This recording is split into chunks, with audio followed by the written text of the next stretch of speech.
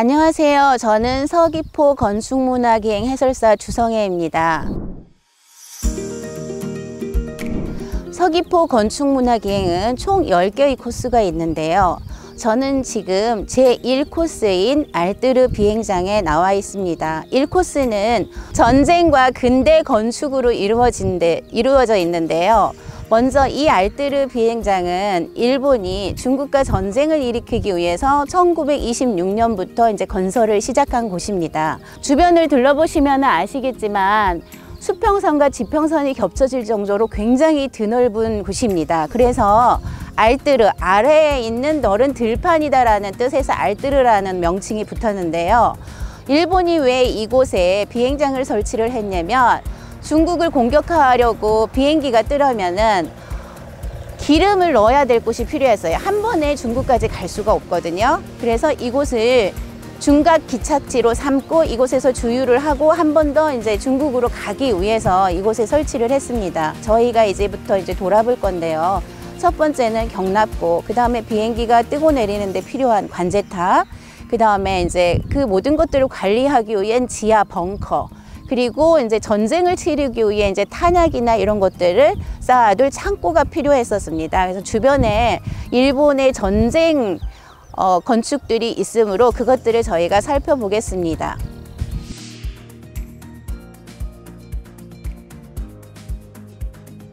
제 뒤에 보이는 콘크리트로 만들어진 이 건축물은 알뜨르 비행장 군데군데 보이는 일본군 비행기 경납고입니다.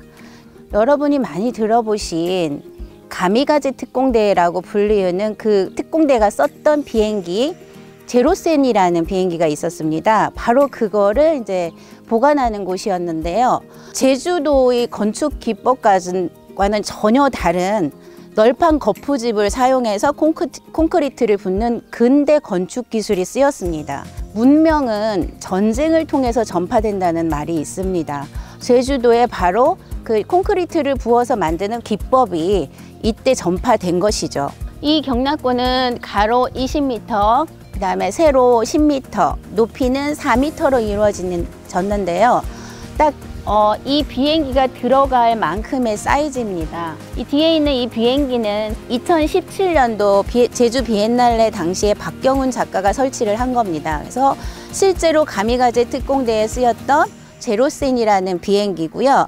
이 경납고에 보면은 밑에는 이제 안반이 아주 튼튼하게 지어졌고, 지붕은 흙을 덮어 그 위에 이제 풀이 자라게 해서 적군이 발견을 하지 못하도록 했다고 합니다. 알뜨르 비행장은 원래 포장이 안 돼 있었습니다. 그냥 풀밭으로 돼 있어서 어느 적들도 여기가 비행장이다, 가미가제 특공대가 이곳에 있을 거라는 것을 전혀 상상할 수가 없게끔 만들었다고 합니다. 일본은 총 30기를 설치를 하려고 했는데 실제로 1944년 10월까지 20기가 완공되었고 1기는 잔해만 남아있고 19기가 현재 보존 중입니다.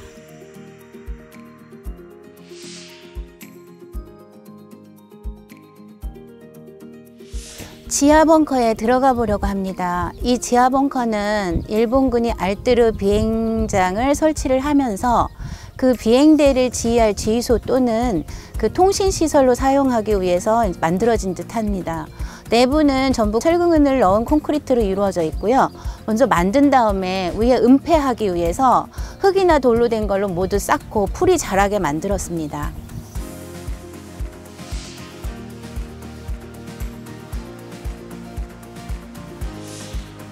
이 뒤에 보이는 시설물은 알뜨르 비행장의 관제탑입니다.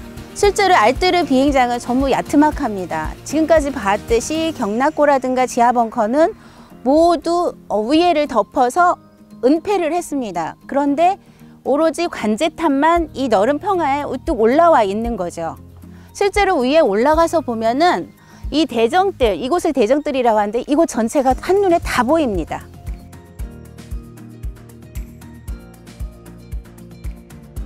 저희가 지금 알뜨르 비행장의 일본군 군사시설을 둘러보았는데요. 이곳은 바로 일본군의 탄약고 자리입니다. 미군이 들어오면서 그 탄약고를 폭발을 했고 2개의 구덩이가 생겼습니다.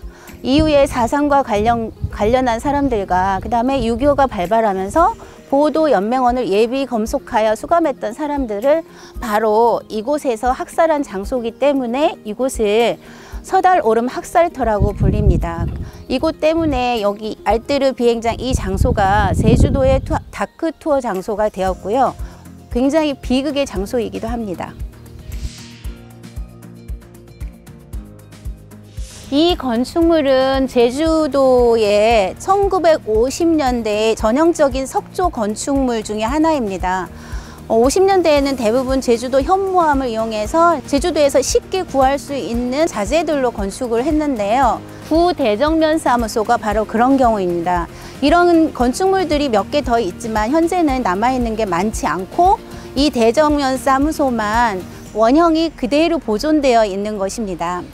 이 건물을 보시면은 여기 옆에 여기가 이제 포치라고 하는데요. 앞으로 조금 튀어나와 있죠. 양쪽으로 완전 좌우 대칭입니다. 그리고 석조 건축물의 특징상 건물이 무겁기 때문에 창문을 보시면은 위 아래로 인방돌이 있습니다. 상인방과 하인방이 있고, 그리고 옆으로 보면은 석조 건축물의 특징상 약간 위로 올라갈수록 안으로 살짝 들어간 걸 볼 수가 있습니다.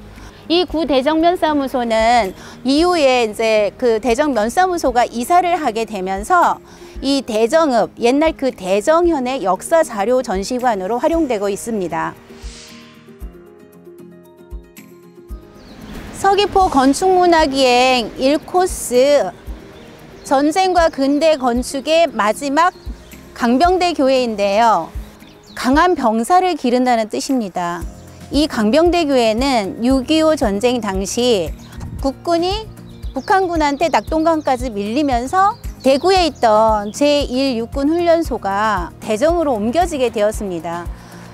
이거는 왜냐하면 기존에 일본군의 군사시설이 있었기 때문이죠. 그래서 이곳으로 옮겨지게 되었는데 우리나라가 전쟁에서 밀리고 있기 때문에 이곳에 도착한 장도영 소장은 바로 그 신병들을 훈련하고 정신무장을 하기 위해 강병대 교회를 세우게 되었습니다.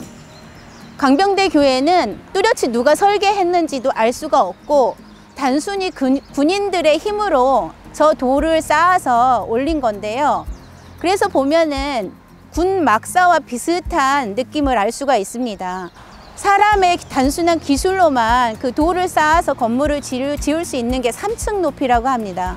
십자가가 있는 천탑까지가 3층인 거고 교회는 단층으로 그 지붕을 목조 트러스 구조로 해서 정말 군대 막사같이 지었습니다. 그래도 그 당시에 이 대정읍에서는 요 빌레동산이 조금 높은 곳에 있고 그 다음에 교회가 그 위에 서 있기 때문에 이 지역 사람들에게는 신에게 의존하면서 어떤 희망적인 그런 교회가 아니었나 싶습니다. 이 건축물 자체는 제주도에서 어떤 토착적인 재료라든가 제주도의 기술만으로 지어진 것이고요. 현재는 여기 제주도 내 이 대정 지역에 근무하는 해병대들이 일요일에 예배를 드리고 있습니다. 실제로 교회로 활용되고 있는 것이죠. 이제까지 보셨듯이 서귀포 건축문화기행 제1코스 전쟁과 근대 건축은 말 그대로 전쟁의 역사이고 그 전쟁을 통하여서 제주도의 근대 건축 기술이 전파되었습니다. 그런데 이곳은 여러분들께서 방문하실 때 여행이나 관광, 그 다음에 그런 좋은 것들만 보기보다는 제주도에 이런 아픈 역사가 있다는 걸 알고 특히나 다크 투어가 있는 이 대정 지역을 여러분이 방문하실 때는 조금 더 제주도를 알고 그럼으로써 더 제주도를 사랑할 수 있는 그런 여행이 되었으면 합니다. 감사합니다.